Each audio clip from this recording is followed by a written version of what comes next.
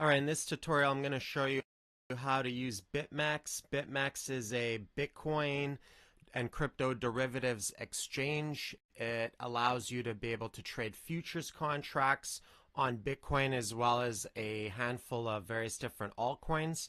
So the very first thing that you're going to want to do is register an account.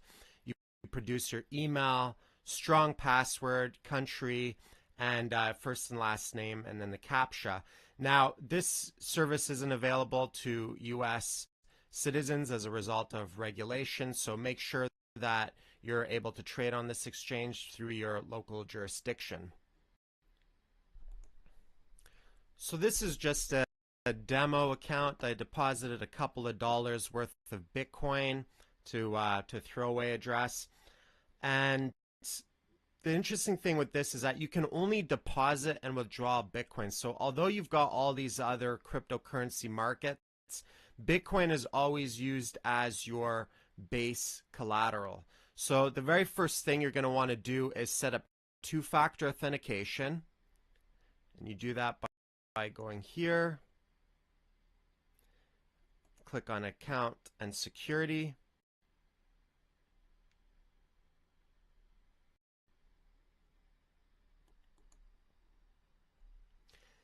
Then where you see Enable Two-Factor Authentication, you can choose a type. So in this case, I'd choose Google Authenticator, which I highly recommend. And then you download the app on your phone. You take a picture of this QR code. It'll generate a code for you, and you hit Submit. And what this will do is it'll generate a secondary password for you. So if someone cracks your password, they need physical access to your phone to be able to generate that secondary password and get access to your account. So once that's secure, then you can deposit money into your account. So you just click over here under the deposit address, and you can just copy and paste this and send it from your wallet or take a picture of the QR code. Once the money, it takes about one confirmation for it to show up in your account. And as far as withdrawals are concerned, for extra security, they only process withdrawals once a day, and they do it manually for extra security. So let's look at some of these contracts and how you can trade some of them. So my favorite contracts here are the Bitcoin contracts. Now, you have ones that are called perpetual swaps, which are considered daily contracts. You can go up to 100x leverage, so you can go up to 100 times your deposit account. These contracts are very simple. Every single contract is worth about $1 worth of Bitcoin, right? And the reason why these are called perpetual swap is because there is a maintenance fee every 8 hours that needs to be paid to either longs or shorts. And you can see the funding rate down here. It'll show you the funding rate. When it's in the positive, it means that longs, people who bought Bitcoin or bought contracts, end up paying. So it's in 3 hours that expires. You'll end up paying people who went short, right? And when it's in the negative, it means that people who shorted, which just means selling contracts, will have to pay people who went long. And oftentimes you'll see this, you'll see longs pay shorts more often than not, but there are times where shorts have to pay. The reason being is because in order to be short on Bitcoin, you're still using Bitcoin as your base collateral, right? So let's say you're only short 1x leverage. Well, that would just be a hedge, and you'd just be locking into dollar value with exactly what you have in your deposit account, right? So if the price goes down, you'll still have the exact same amount of dollars. You'll just have more Bitcoins to match that. Or if the price goes up, then you'll have less Bitcoin, but you'll still have the exact same amount of dollars. So in order to go beyond just a hedge and make it profitable, you need to use more than 1x leverage to do that. Now, you want to make sure that you go really, really easy on the leverage. If you go 100x on the leverage, then you could double your account on a 1% move, and you could also lose everything in your account on a 1% move. And you have this feature right here, which is isolated leverage. And how this works is it almost acts like a stop. So if I were to go, um, I have a couple of dollars in my account, but let's say I were to use low leverage. Let's say I didn't go a full, use my full capacity of leverage, right? So as an example, imagine I had $1,000 worth of Bitcoin in my account, but I only, let's say I short $300. So I'm not even using one-to-one leverage. Well, if I wanted to isolate that as a stop, I could use what's called isolated leverage. And let's say I went 10x on that isolated leverage. It would treat this $300 as if I'd gone 10x on the leverage. Even though I'm not even one-to-one leverage, it would isolate it and treat that as if I'd gone 10x. So if the market moves against me a certain percentage, it'll automatically liquidate and close out that specific position. And what this will do is it can protect your main account. For the most part, I just use cross, and I just generally use the leverage that I want. Cross allows you to set whatever leverage you're capable of using. So let me show you an example of perpetual swap. Now I deposit a very small amount of Bitcoin in here, just a couple of dollars, but I'll show you how to short. So just like other exchanges, you have your limit, right? So it'll only execute at a specific price. So if I wanted to limit sell at, let's say, 1070, wait for the price to go up, and let's say I limit sell 3 contracts. So that would be shorting.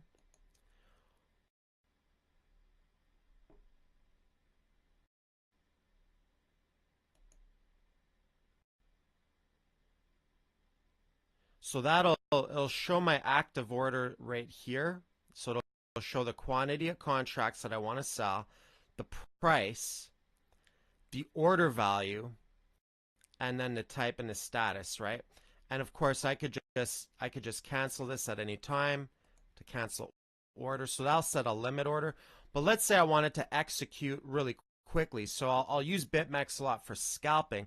Oh, and the interesting thing too is that when you market make and set orders on the book, you'll actually get paid fees. If someone executes your order, you'll get paid fees. So market makers get paid fees, and market takers, people take orders off the books, have to pay fees.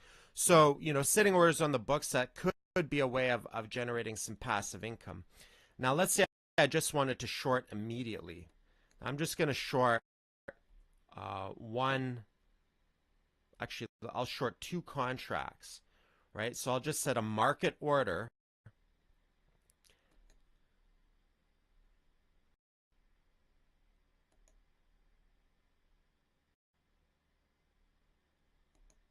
So that shows me that I shorted 2 contracts, shows me the price, the value, right?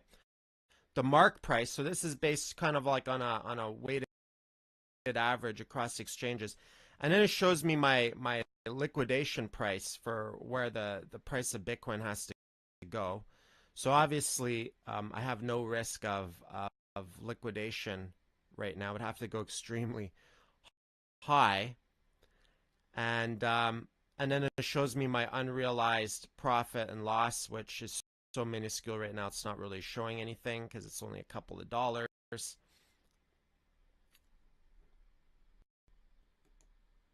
And so you could close out your position. And if you want to close it out immediately, you just hit here as a market order. And that'll immediately close out. So I wanted to use some leverage on this. So let's say I short 10 contracts, which would be equivalent to $10.